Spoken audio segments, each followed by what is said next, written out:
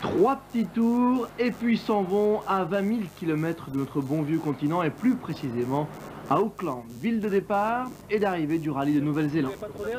Confortablement installé dans une limousine, Didier Auriol au volant, à sa gauche François Delecourt. Détente et décontraction au programme pour nos 2 représentants français. Copains dans la vie, mais adversaires en course, Didier et François ont décidé de découvrir l'objet rare qui pourrait décorer leurs maisons respectives.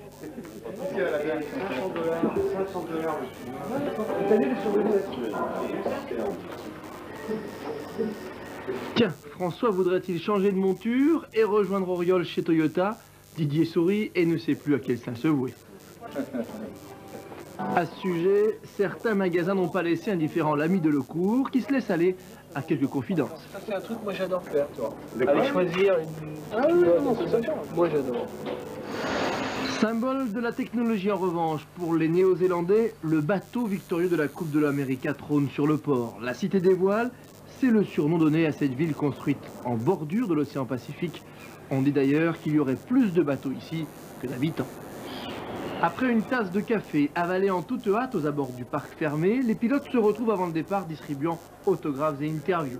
Côté Lancia, le joli club aligne Trellis et Sainz. Toyota fait confiance à ses 2 pilotes, Auriol et Cancunen venus directement d'Argentine. On voyage beaucoup en ce moment, donc on est d'un coin de la Terre à un autre très rapidement. Et je pense qu'on ne s'en rend pas trop compte. Pour Ford, l'équipe est au complet avec Mickey Biazon et François Delecourt. On nous disait toujours, regardez les antipodes de la France et la Nouvelle-Zélande, là-bas vous avez la tête en bas. Et en fait on l'a pas du tout, donc tout se passe bien. Oui, il marchait très bien. Subaru avec le grand blond Harry Vatanen, le bouillonnant Colin McRae et le local Paul Sumburn. Enfin, Ross Dunkerton est engagé sur une Mitsubishi Lancer.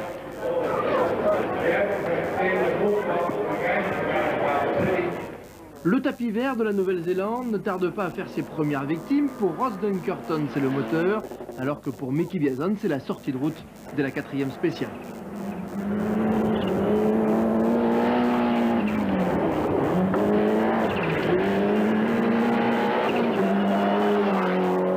Il ne reste plus qu'une Ford en course, mais elle est en tête. Delecourt, pour sa première participation, se permet de devancer le gratin mondial.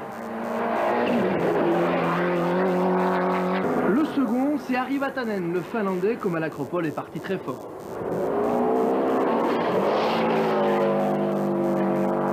Son équipier Colin McRae a déjà giflé sa Subaru sur les arbres, il a perdu un minimum de temps. Enfin, Possumbourne aussi aux environs de la 7e place.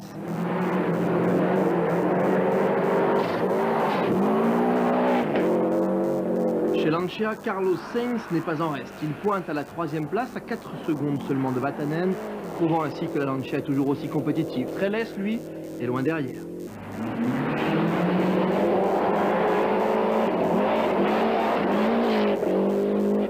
Côté Toyota, Auriol se montre le plus rapide. Le pilote est en embuscade à 12 secondes seulement du leader.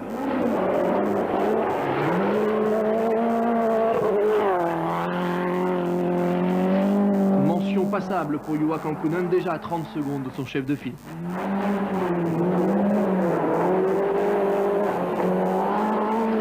À la fin de la première étape, François Delecourt est en tête avec 14 secondes d'avance sur Harry Vatanen. Pourtant, le Français ne tient pas spécialement à ouvrir la route. Les spectateurs vont peut-être pas comprendre, mais pour nous il est bien plus favorable de pointer ce soir 2 minutes en retard, tout en sachant qu'une minute ici c'est 10 secondes.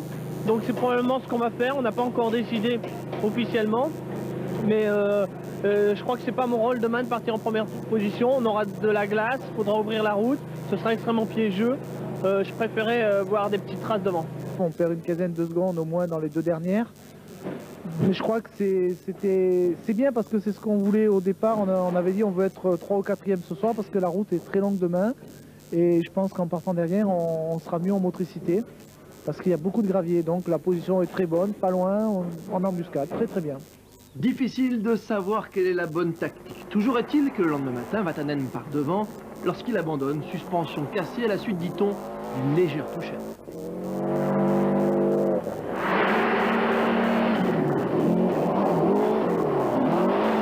À l'arrivée de la spéciale suivante, la voiture de Carlos Sainz émet un bruit étrange. Radio test.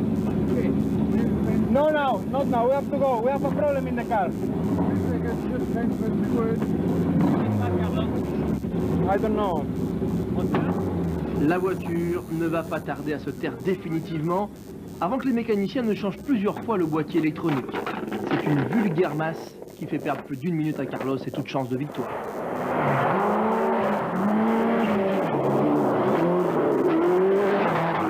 Problème également pour Juha Kankkunen. We have the rear diff is slipping quite a lot, but we cannot change it before the evening. So, yeah, the rear diff, you know, the limited slip is broken. And the tires is good? Yeah, tires okay, but... Devant, 3 hommes et 3 voitures différentes ne connaissent aucun problème majeur. La victoire se joue entre eux à coups de seconde. Dans l'ordre, McRae Subaru, Oriol Toyota,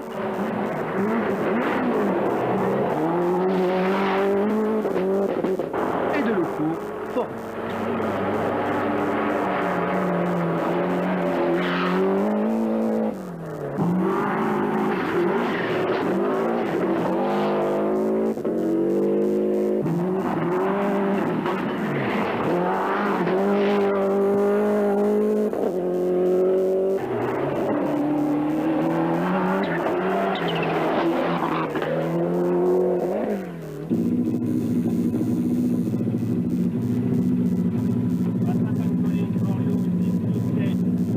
Yeah, the last stage was very good and the motor we had a good time. This one, I don't know, felt okay. Ça se passe pas mal pour l'instant. On est où? On était deuxième avant le départ de celle-là. T'es attaqué là? Oui. Et Macré est en tête, Didier deuxième, et moi 3. J'ai fait une grossière erreur de pneumatique tout à l'heure. François a en effet perdu près de 40 secondes en une seule spéciale, mais rien ne change chez Ford, et avec la nuit venue, Delecourt frappe un grand coup dans la dernière épreuve.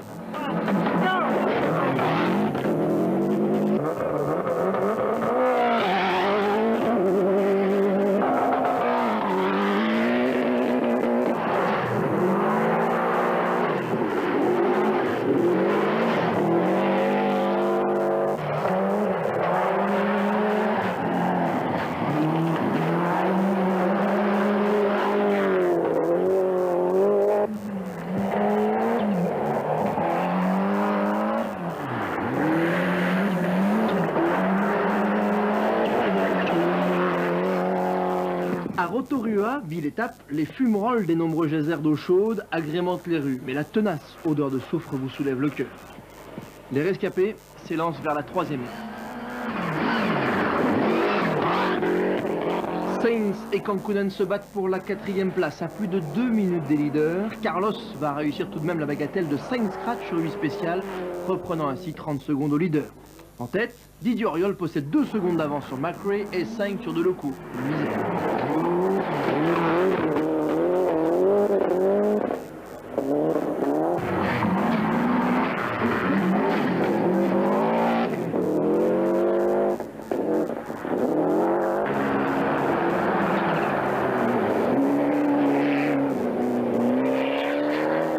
De plus, Didier ouvre la route et ce n'est certes pas un avantage. Comment ça se passe alors aujourd'hui, Didier? Ben, pas trop mal, mais c'est un petit peu difficile, surtout dans la dernière, parce que c'était une spéciale très lente et avec beaucoup de montées. Et il y avait beaucoup de gravier et je crois que j'ai perdu beaucoup de temps en motricité dans la dernière. De surcroît, son différentiel arrière, tout comme celui de Kankkunen la veille, est en train de lâcher. C'est Colin McRae, malgré une petite alerte, le plus rapide aujourd'hui. Just a small problem with the engine. We lost some oil, but we didn't lose any time. But now he's okay? Quant à François Delecourt, impressionné par les traces des 2 voitures devant lui, il trouve que ça va vraiment trop vite. Je crois que la différence est en train de se faire sur le plan psychisme, à mon avis. Il faut pas craquer et je pense que quand même entre nous 3, il y en a un qui commettra l'erreur. Ce sera peut-être moi, DJ ou Colin. En fait, personne ne commet de faute et personne ne veut lâcher prise. À la fin de la journée, l'Écossais possède 15 secondes d'avance sur la Ford et 34 sur la Toyota.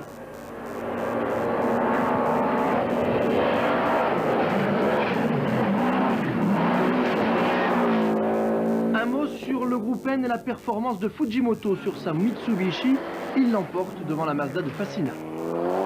Un coup de projecteur également sur le meilleur performeur de ce rallye, Carlos Sainz, et oui, à moins de 9 temps scratch, il termine 4e devant Kankkunen.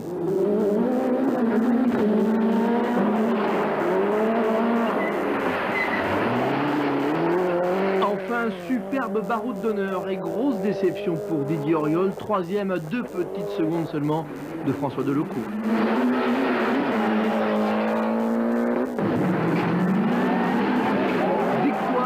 Première victoire en championnat du monde pour Colin McRae et pour Subaru.